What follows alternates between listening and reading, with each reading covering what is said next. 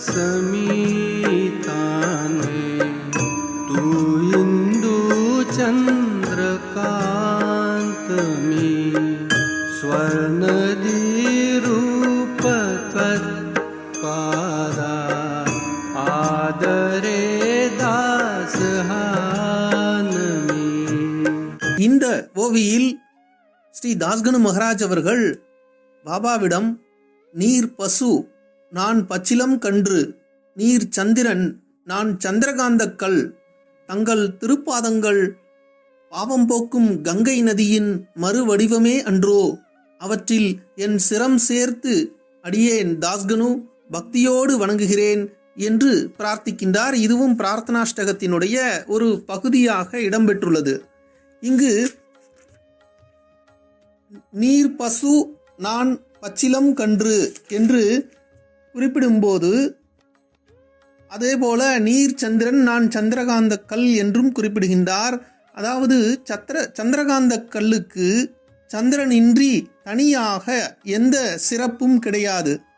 சந்திரனிலிருந்து வெளிப்படும் குளிர்ந்த கிரணங்களையே சந்திரகாந்த கல் ஈர்த்து நீராக மாற்றுகிறது. இது குருவின்றி சீடனுக்கு எந்த பெருமையும் கிடையாது என்பதை உணர்த்துகிறது. அதே நேரத்தில் முன்னர் சொல்லப்பட்டதோ பசு பச்சிலம் கன்று என்ற ஓமை சீடனின்றி குருவின் தாயன்பு வெளிப்படாது என்பதை உணர்த்துகிறது.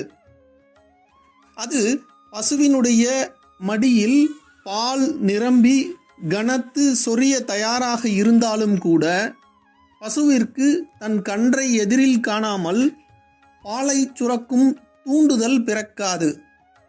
இது ஹேமத் பந்த் அவர்களால் ஸ்ரீ சாயி சத்சரிதத்தினுடைய 3வது அத்தியாயத்தின் 64வது ஓவியில் அப்படியே சொல்லப்பட்டுள்ளது.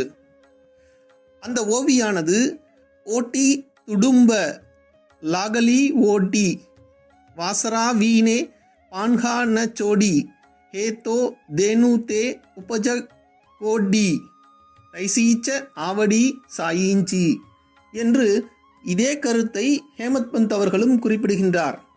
இதன் மூலம் நமக்கு சீடனும் குருவும் இருவருமே ஒருவருக்கொருவர் ஆத்மாவும் உயிரும் போன்றவர்கள் என்ற சாயியினுடைய விசேஷமான மார்க்கத்தை பிரதிபலிப்பதாக தாஸ்கனு மகாராஜால் இங்கு விவரிக்கப்பட்டுள்ளது.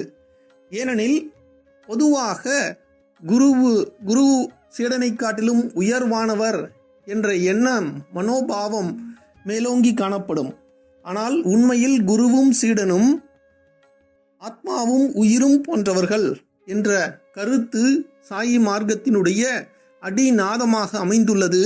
அதை வெளிப்படுத்தக்கூடிய விதமாக இந்த ஓவியை ஸ்ரீ தாஸ்கனு மகாராஜ் அவர்கள் இயற்றி அருளியுள்ளார்கள். ஜெய் சாய்ராம்.